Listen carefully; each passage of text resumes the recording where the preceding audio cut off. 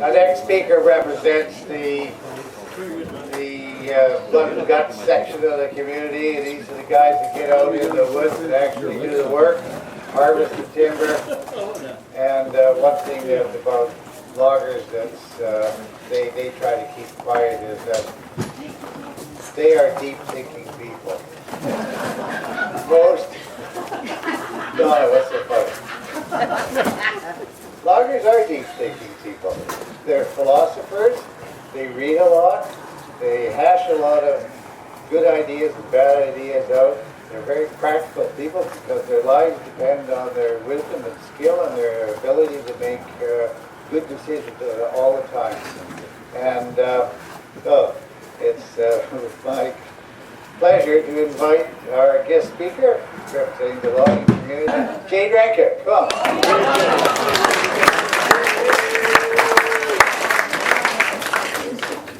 George put me under the gun. And following Mr. Carolice's eloquent speech, I am not going to deal with any history. I'm going to deal strictly with my history and how I'm involved with Pemberton and the logging community. So you find it a little bit interesting.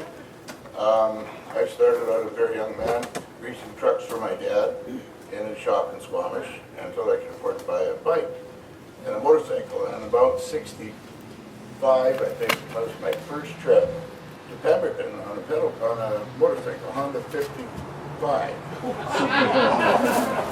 So anyway, we cruised into town. It rained and we wound up in below shop that night. They fed us and then we came on the next day. We wound up here. And I got into Pemberton at 65 something. And I looked and here's this woman running a Betty Talbot here. She's got a She's loading logging trucks, and I figured, well, that's cool, right in town. Across the street's the bar. And I go, wow, hey, not a bad town. Anyways, after that, I went to Squamish a lot, and I went on this little world tour. I was around the world. I went around the world, did some traveling, I had some experience. I went to college before that. Anyways, I got back. I was 3 weeks at home, and I moved back into my dad's place. And it was just before Christmas. And I got my presents from my dad, and I opened them up. And first thing was an alarm clock. The second gift was a case of monkey face gloves. And the third gift was new reindeer. The bottom line was, get your ass out of bed, go to work, kid. So that was it. Go back to work. So I moved to Pemberton. And stayed in the bunkhouse and logged for Jimmy Decker. What the hell was it? Dicker?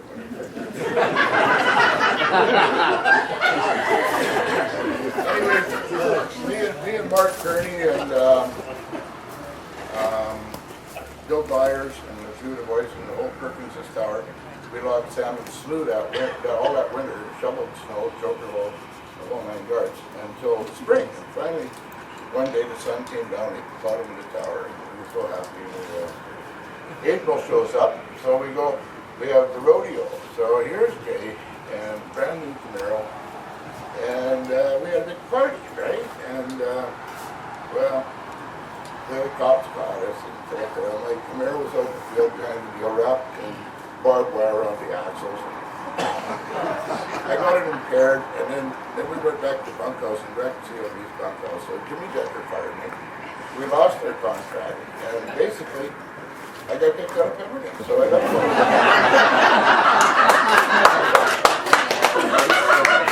So here I am. I left Pemberton and I'm gone again. So I go to camp for Chris Carson up in Pemberton Point. Go logging up there with Ricky Cross and then built the camp. So then, this is when it gets really good, because I come out of camp after 10 days, and I go on a bit of a river, and I ran into this cute little girl in Squamish there, and her name was Adele.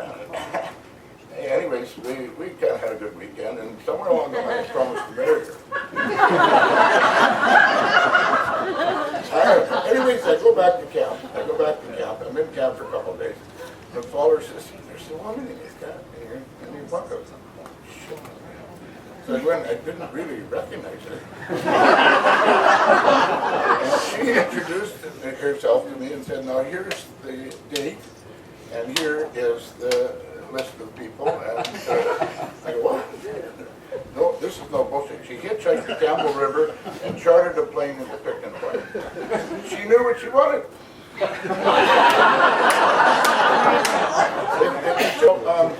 So somehow I wound up back up here, moved back to Pemberton, and yeah, I had to build. I was working for Squamish Mills, my dad,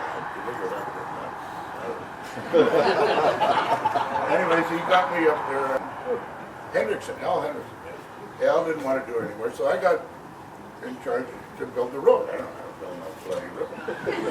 So we go ahead and we start building the FDR, which was okay, we did that. So I had to come back to town to work for Squamish Mills. Anyways, when I moved into town, we and Adele had this old Atco trailer, and it was in Squamish. I bought this property off Dale Groshi over on Erdell there. It was screwed. It was full of flies and couldn't live in it. So we decided to drive this Atco trailer out there. So I hook onto a logging truck in Squamish. It's got 4 rubber tires in it. It's a 40-foot Atco trailer. So we got to, I think we got the other side of Suicide and we started blowing tires, right? We got up at Suicide, we had,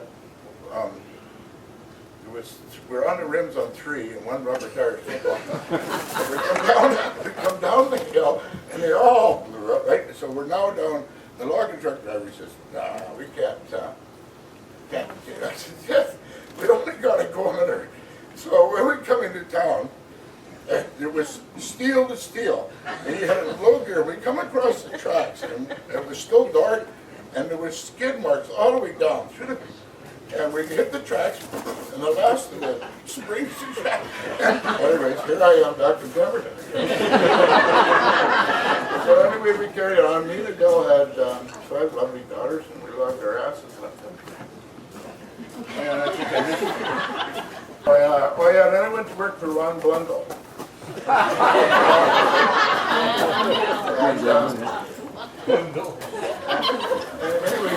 Anyway, we logged for him, and then somewhere along the line, when I was working for him, he had a contract with Wannick, and I was logging for him.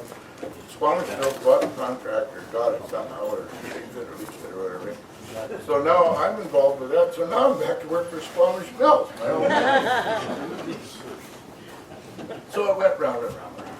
Anyway, part of this presentation is going to be a list of some of the people that are here today. And I made the list a couple of days ago. And when I started reading it, somebody goes, I can't do it.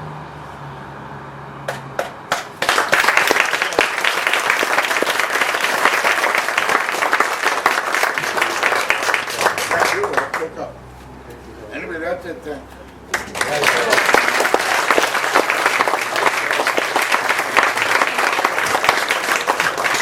Here's a list of the people that have gone but not forgotten. Jean Blanchette, Bill Byers, Chuck LeBlanc, Leo Nelson, Billy Williams, Don Blundell, Les Doherty, John Andrulovich, Bill Javison, Jack McGrade, Howie Perkins, Art Tuddy, Dave Below, Big George Dealey, J.D., and Pat Brennan. These were all friends and acquaintances of most of you that were logging in the area, all well-known people. Thanks so much, Jay.